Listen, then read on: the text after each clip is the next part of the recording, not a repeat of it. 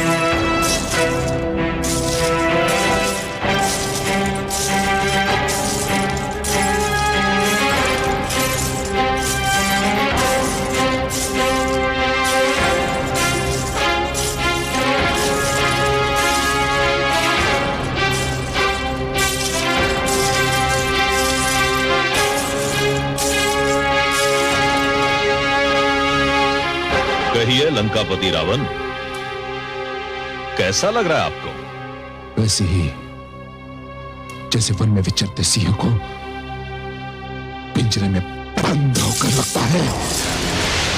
किंतु हमने तो बहुत ख्याति सुनी थी आपके पराक्रम और आपकी वीरता की, किंतु ऐसा लगता है कि वो मात्र कथाएं थी। हमारे मुट्ठी भर सैनिक आपको बंदी बनाकर ले आए।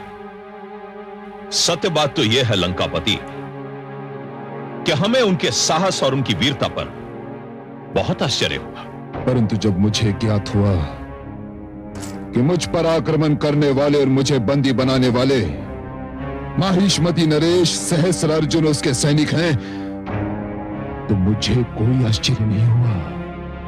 क्यों? क्योंकि इस धरती पर केवल सहस्रार्जुन ही ऐसा कायर है जो एक निशस्त्र और अकेले व्यक्ति पर आक्रमण करने और उसे बंदी बना लेने को वीरता का नाम दे सकता है। सहस्रार्जुन, तुम वीर नहीं हो, इसलिए तुम वीरता की परिभाषा भी नहीं जानते। छल, कपट और धोखे को तुम वीरता कहकर पुकारते हो। छल, कपट, धोखा।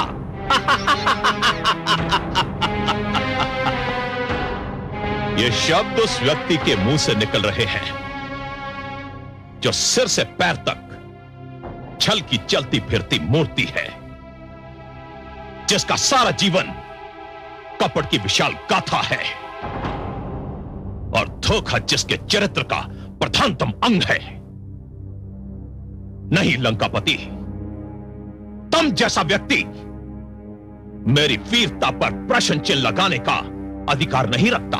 तुम वीर होते तो मुझ पर उस समय आक्रमण क्यों किया जब मैं भगवान शिव की आराधना में लीन था? सामने से किया होता आक्रमण, कहकर किया होता। उस समय किया होता जब मेरे हाथों में अस्त्र शस्त्र होते। सहस्रार्जुन, उस समय किया होता। तुमने मेरी तपस्या भंग और छल जैसे दो अपराध किए हैं। दो अपराध सहस्रार्जुन। मुझ पर छल का आरोप लगा रहे हो लंकापति, जबकि समस्त संसार जानता है कि तुमने अपने भ्राता कुबेर के साथ छल करके उससे लंका छीन ली थी। उसे इतना आतंकित कर दिया था कि वो विवश होकर लंका छोड़कर भाग गया। सत्य बात तो यह है लंकापति कि तुम राजा नहीं, मात्र आतंकवादी हो, आतंकवादी।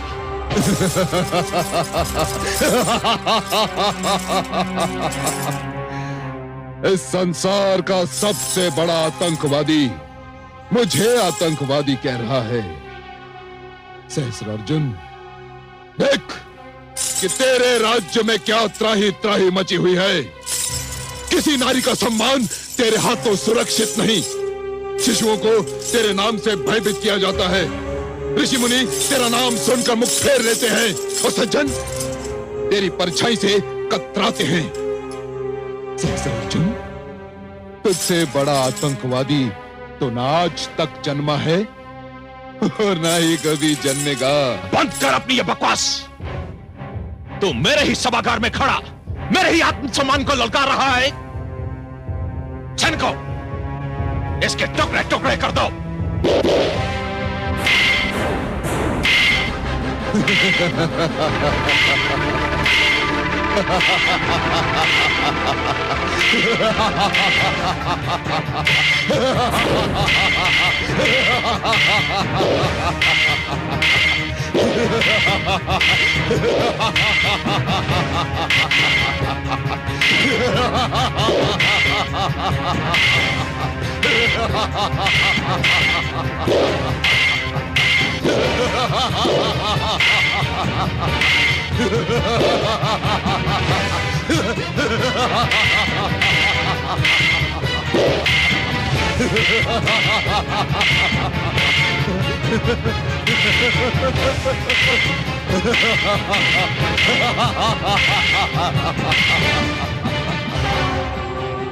सहस्रार्जुन, मुझे कोई नहीं मार सकता। मैं मृत्युंजय हूं, मुझे कोई नहीं मार सकता।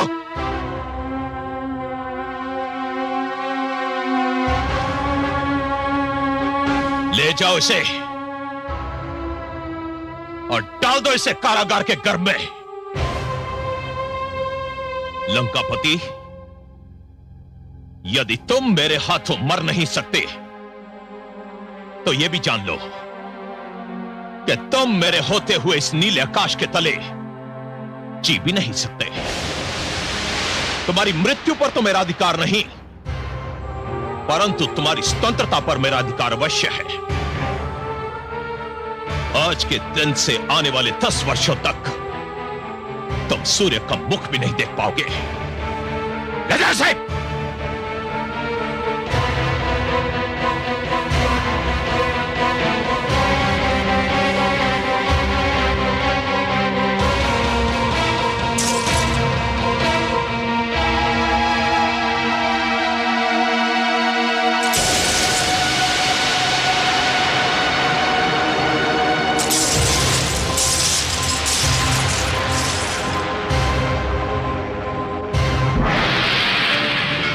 एक भयानक और बहुत दूरगामी कथा आरंभ हो चुकी है। क्या हो गया है गुरुदेव? एक लौह दूसरे लौह से टकरा गया। सहस्त्रार्जुन ने मेरे एक भक्त को बंदी बना लिया। तब तो आप सहस्त्रार्जुन को अवश्य दंडित करेंगे। नहीं वत्स, सहस्त्रार्जुन को दंड देने का कार्य विधाता ने किसी और के भाग्य में लिखा है। और वैसे भी मेरे भक्त लंकापति रावण को अपनी शक्ति पर बहुत अभिमान हो गया था।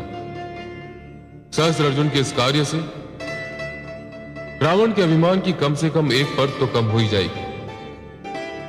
मेरे लिए क्या आज्ञा है गुरुदेव? तुम्हारे अभ्यास का पहला चरण आज से आरंभ होगा वत्स। हे गुरुदेव, मुझे क्या करना होगा? तुम्हें हिमजल में खड़े होकर धनुर्विद्या का अभ्यास करना होगा। प्रत्येक बाण छोड़ने के पश्चात तुम्हें अपना हाथ उस शीतल हिमजल में डुबोना होगा। तुम्हारा यह अभ्यास 1-2 दिन का नहीं होगा, पूरे 10 वर्ष का होगा। किंतु उस हिमजल की शीतलता को आत्मसात कर लेने और इस कठोर अभ्यास के पश्चात तुम एक ऐसे धनुर्धारी बन जाओगे जिसके जैसा दूसरा धनुष बाण चलाने वाला इस धरती पर अनंत काल तक जन्म नहीं ले सकेगा। जाओ वत्स, अपने अभ्यास का शुभारंभ करो।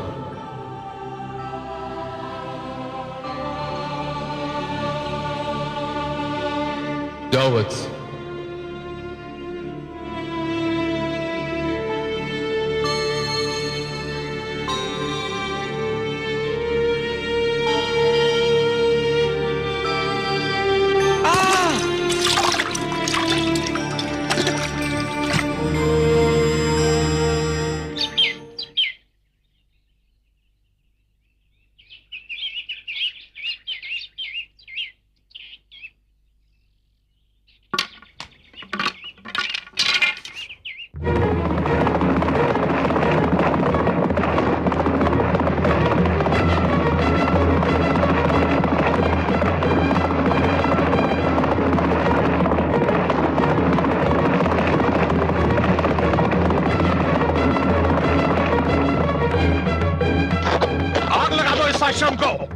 राजन, इतने निर्दयी मत बनिए।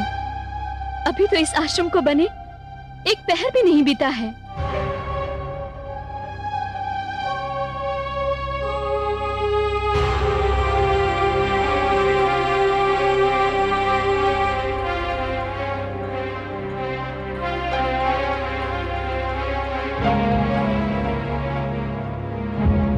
रुक जाओ सैनिकों। क्या आप नहीं चाहती कि आश्रम को आग लगा दी जाए? कौन चाहेगा राजन कि उसके परिश्रम को नित दिन अग्निज्वाला की भेंट चढ़ाया जाए? तो एक काम कीजिए, एक दिन हमारे राजभवन आइए। हो सकता है कि ऋषियों और हमारे बीच कोई संधि का मार्ग निकल आए। आप नहीं जानती देवी कि आपके प्रति हमारे मन में एक विशेष स्थान है। दुष्ट! अपनी जीवा को वश में रख। स्वामी, आप समझे नहीं ऋषिवर। हम अच्छी तरह जानते हैं कि देवी रेणुका एक राजकन्या है। इसका संबंध राजवंश से है। इस कारण वो आपकी तुलना में हमारे वर्ग के अधिक निकट है। चलो सैनिकों।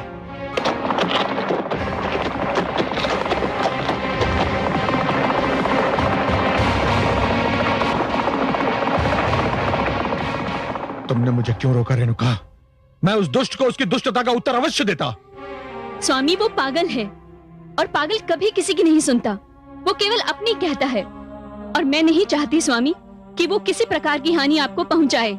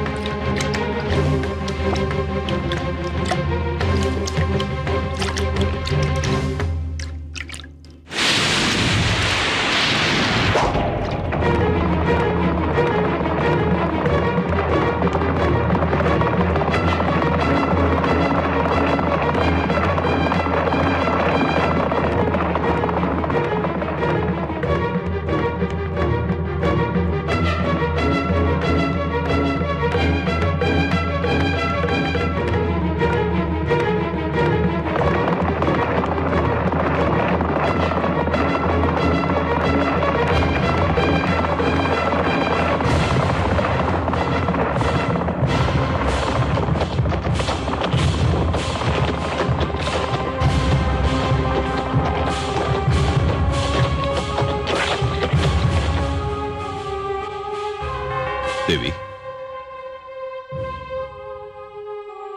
आप चाहते क्या हैं राजन?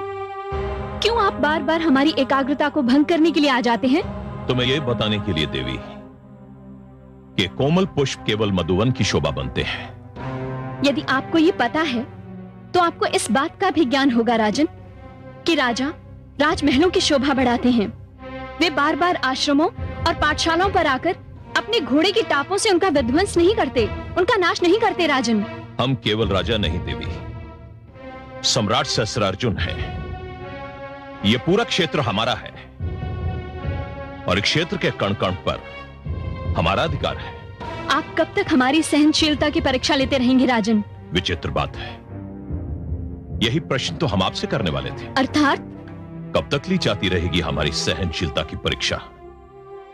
अब तक हम शीतल पवन के झोंके के लिए दम साधे खड़े रहेंगे। प्रतीक्षा करते करते एक दिन तुम्हारा दम घुट जाएगा राजन। मैं सहस्त्रार्जुन हूं देवी, इससे पहले मैं अपने हर प्रतिद्वंदी की सांसें छीन लूंगा। राजन, किस प्रतिद्वंदी की बात कर रहे हैं आप?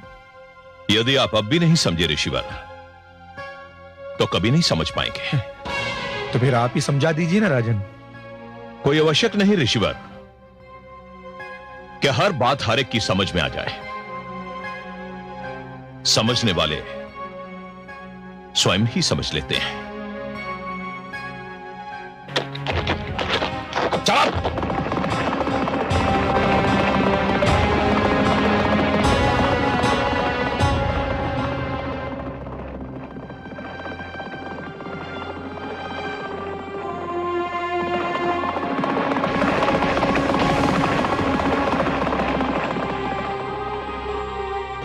मैं मां हूं, धरती मां। ठिठुरते पानी में, कपकपाते शीत में बालक परशुराम ने अपने गुरु शिव शंकर के आदेश पर धनुर्विद्या का कठोर अभ्यास आरंभ किया था।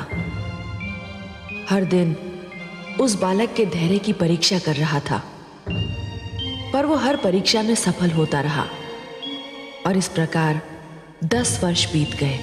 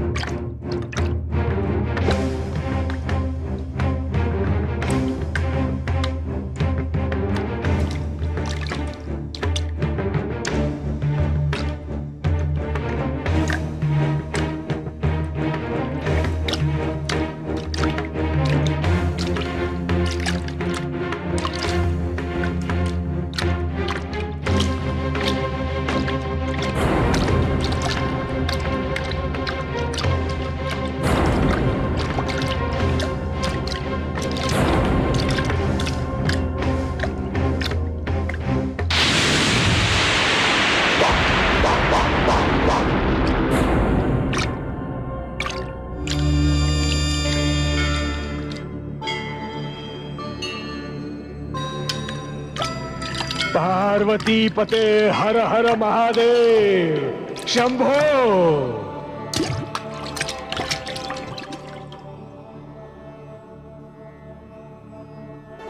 शंभो, हे शिव शंभो, शंभो। उठो वत्स। शंभो, इस कठिन अभ्यास के फलस्वरूप, जो किसी भी प्रकार एक कठोर तपस्या से कम नहीं था, तुमने अपने आप को धनुर्विद्या का सर्वोत्तम जानकार बना लिया है। शंभो, इस हिमजल की शीतलता को सहन करके तुमने अपने आप को एक ऐसा आचार्य बना लिया है जिसका उदाहरण ना अभी तक कभी हुआ है, ना ही भविष्य में होगा। धन्यवाद गुरुदेव। परंतु हे शंभो, हे देवाधिदेव, मैं आचार्य नहीं बनना चाहता। मेरे जीवन का प्रथम और अंतिम लक्ष्य धूर्त सहस्त्रार्जुन के आतंक का अंत करना है, जो उसके वध के बिना संभव नहीं है। शिव शंभो, मैं जानता हूं जितने समय तुम अपने अभ्यास में लीन थे, वो दुष्ट इतना बड़ा आतताई, आतंकवादी और बलात्कारी बन चुका है कि सारी धरती कर रहा उठी है। उसने आपके पिता सहित सभी ऋषियों का जीवन दयनीय बना दिया है। अब उसके आतंक का अंत करना आपके हाथों में। मेरा आशीर्वाद आपके साथ है। हे देवाधिदेव, परंपरा है कि शिक्षा पूर्ण होने के उपरांत हर शिष्य अपने गुरु के चरणों में गुरु दक्षिणा अर्पित करता है। मुझे आदेश दीजिए हे शिव शंभो कि आपके चरणों में यह आपका शिष्य क्या गुरु दक्षिणा भेंट करे। गुरु दक्षिणा गुरु का जन्म सिद्ध अधिकार है, वो तो मैं अवश्य लूंगा, किंतु अभी नहीं।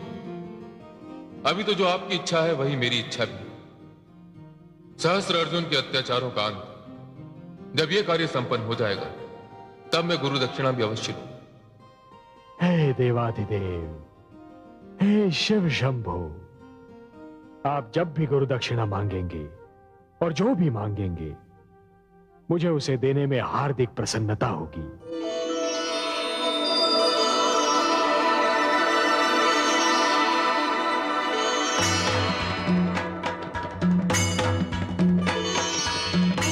ये लीजिए, आज से पिनाक धनुष आपका हुआ। इसे अपने साथ ले जाइए, परंतु सहस्त्र अर्जुन को समाप्त करने के लिए यह धनुष पर्याप्त नहीं होगा। अतएव मैं आपको एक ऐसा शस्त्र दूंगा जिसका शस्त्र के रूप में प्रयोग अभी तक नहीं हुआ है। एक ऐसा शस्त्र जो आपकी पहचान बनेगा, जिसका नाम आपके नाम के साथ सदा के लिए जुड़ जाएगा।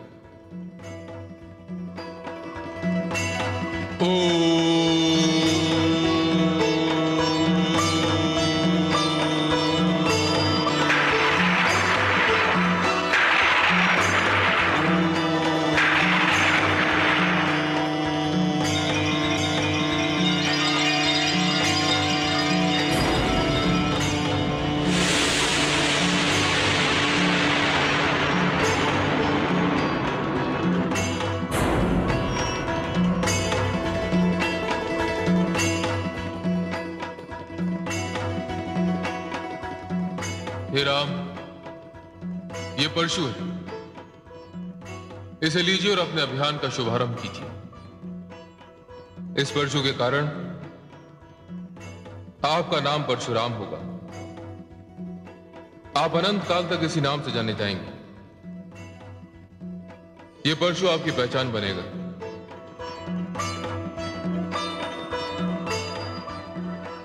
आपको पूरी रात इस शस्त्र की पूजा करनी होगी।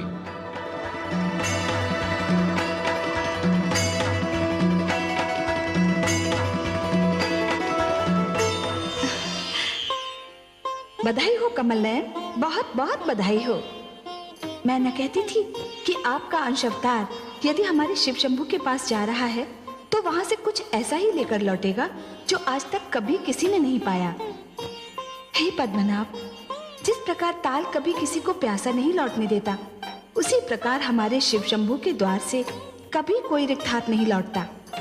उन्होंने आपके अंश अवतार को न केवल ऐसा शस्त्र दिया है जिससे कोई नहीं बच सकता, वरन एक ऐसा नाम भी दिया है जिसे सदा के लिए संसार स्मरण रखेगा। बधाई के लिए बहुत धन्यवाद महादेवी, परंतु सत्य पूछिए तो मैं ये निर्णय ही नहीं कर पा रहा हूं कि इस अवसर पर मुझे हर्षित होना चाहिए या चिंतित। क्यों? आप ऐसा क्यों कह रहे हैं कमल नयन? आपका अंश अवतार सहस्त्रार्जुन के आतंक को मिटाने जा रहा है, ये तो हर्ष का विषय है। इसमें चिंता की क्या बात है? महादेवी, सारा संसार मुझे पालनहार के रूप में जानता है और मेरा ये अंशावतार हिंसा के मार्ग का पथिक होने जा रहा है।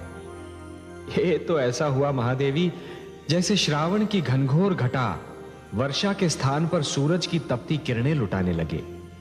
ये तो परस्पर विरोधी बात हुई ना महादेवी? कदापि नहीं। हे सर्वेश्वर, जो पालनहार होता है वही संरक्षण भी देता है और जो संरक्षण करता है वही सुरक्षा भी देता है। मानव की सुरक्षा के लिए शस्त्र उठाना हिंसा नहीं होता। आपका अंशावतार वही कर रहा है जो उसका धर्म है। आपने साधारण स्थितियों में मानव के लिए पालनहार का चरित्र निभाया है, परंतु जब भी उस पर अत्याचार हुआ है आपने पाप विनाशक बनकर सुरक्षा प्रदान की है। यही तो आपके चरित्र का सौंदर्य है। इसी ने आपको आराध्य बनाया है। इसीलिए आपको चिंतित होने की कोई आवश्यकता नहीं। किन शब्दों में आपका आभार प्रकट करूं महादेवी। मेरे मन का बोझ हल्का करने के लिए ऐसे सुंदर शब्दों का चयन केवल आप ही कर सकती थी, और ये शब्द अपना सौंदर्य केवल आप ही की मधुर वाणी से प्रकट कर सकते थे। आपने मेरी सारी चिंता मिटा दी। आपको कोटि कोटि धन्यवाद।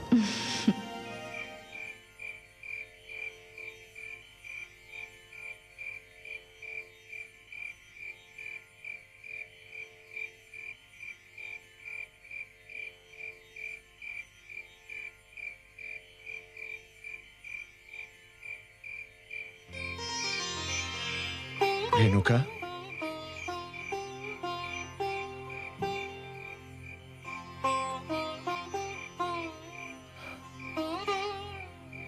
रेणुका, क्या सोच रही हो रेणुका? स्वामी, पूरे 10 वर्ष बीत गए हैं, मैंने राम को नहीं देखा।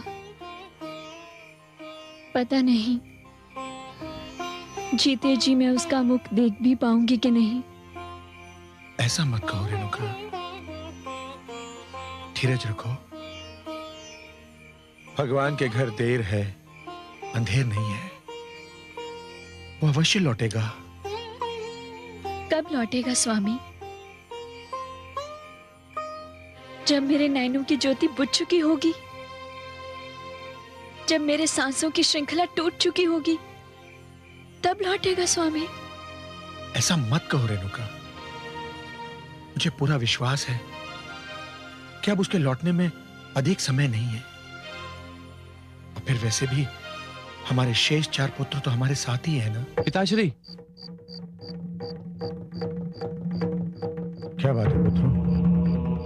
लगता है उस दुष्ट सहस्त्रार्जुन को हमारे इस ठिकाने का भी पता चल गया। हाँ पिताश्री, उसके सैनिक तो इसी ओर आ रहे हैं। दुष्ट हमें धरती के किसी भी अंश पर चैन से जीने नहीं देगा। जिसने अपनी शक्ति का दुरुपयोग करने की ठान ली हो रेणुका, उसका सामना धीरज और सहनशीलता से किया जा सकता है। समाप्त हो गई है मेरी सहनशीलता, टूट गए हैं मेरे धीरज के बांध। अब मैं और धीरज नहीं धर सकती स्वामी। तो और हम कर भी क्या सकते हैं? मैं स्वयं दुष्ट सहस्त्रार्जुन के समक्ष जाऊंगी स्वामी। क्या? और तुम उसके समक्ष पहुंचकर क्या करोगी? मैं उससे ये कहूंगी स्वामी कि आतंक और अत्याचार की भी एक सीमा होती है। कदाचित एक स्त्री की फटकार सुनकर उसे लज्जा आ जाए। नहीं रेणुका, मैं आपको उसका परामर्श नहीं दूंगा। क्यों स्वामी? देखो रेणुका, सहस्त्रार्जुन जो कुछ कर रहा है वो जानबूझकर कर रहा है, सोच समझ कर कर रहा है। लज्जा, आचरण, सभ्यता और शालीनता जैसे शब्द उसने अपने शब्दकोश से निकाल फेंके हैं। आप उसकी भाषा समझ नहीं पाएंगी और वो आपकी भाषा समझना नहीं चाहेगा। रेणुका, आपको वहां जाने से कोई लाभ नहीं होगा। स्वामी, मैं एक ऋषि पत्नी भी हूं और एक राजकन्या भी। इसलिए मुझे भली भांति ज्ञात है कि राजाओं से किस प्रकार की भाषा में बात की जानी चाहिए। मेरा विश्वास कीजिए स्वामी, जिस प्रकार मैं सहस्त्रार्जुन से बात करूंगी, उसकी निर्लज्जता का कवच चीर चीर हो जाएगा।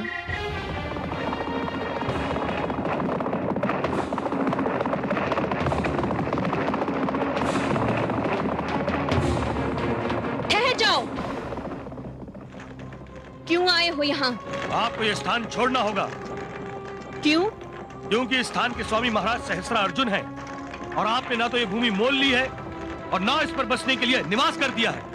और यदि हम ये स्थान ना छोड़े तो फिर हमको वही करना होगा जो हम सदा करते आए हैं।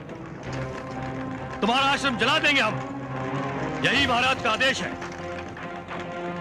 तब तो मैं स्वयं तुम्हारे महाराज के समक्ष जाऊंगी और उन्हें बताऊंगी कि उनका अत्याचार और हमारा धैर्य दोनों अपनी अपनी सीमाएं पार कर चुके हैं।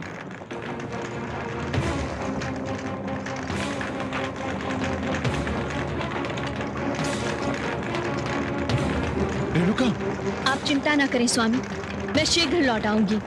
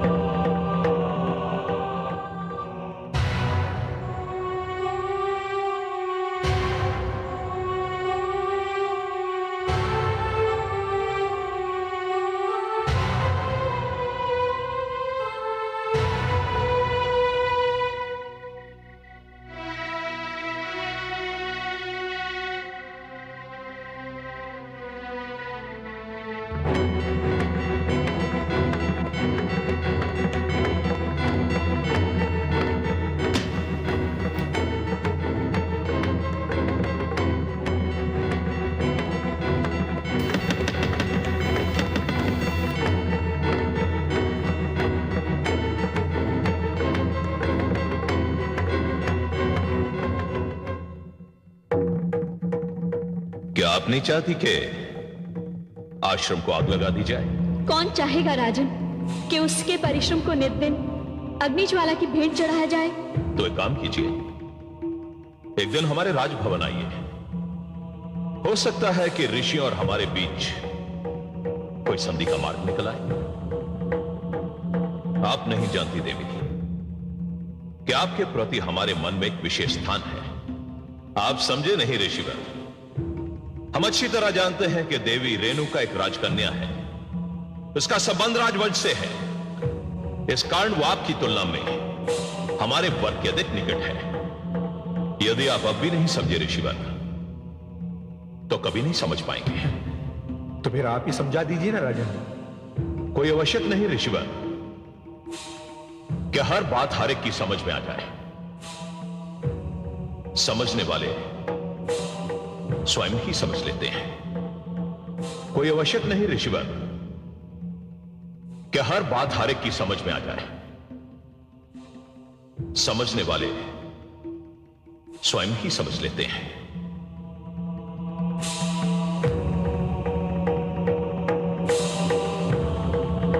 समझने वाले स्वयं ही समझ लेते हैं। पिताश्री, पिताश्री आप अभी तक सोए नहीं? रात्रि के कितने पहर बीत चुके हैं पुत्र? तीसरा पहर बीत चुका है पिताश्री। तीसरा पहर भी बीत चुका है।